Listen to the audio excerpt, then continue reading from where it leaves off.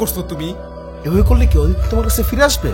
এর চেয়ে ভালো তো তুমি এই দেশ ছেড়ে এই শহর ছেড়ে অনেক দূরে কোনো জায়গায় চলে যাও। কোথাও যাবো না আমি, এখানেই থাকবো অদিতির কাছে।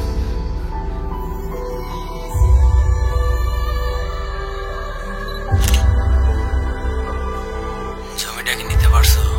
হ্যাঁ ভাই, জমি তো নিয়ে নিচ্ছি। একটু ঝামেলা করতেছিল, পরে একটু টাইট দেওয়া লাগছে।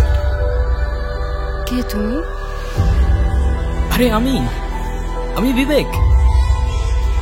আমি বুঝতে পারছি না, কি বলছো তুমি? আমি কি তুমি চিনি?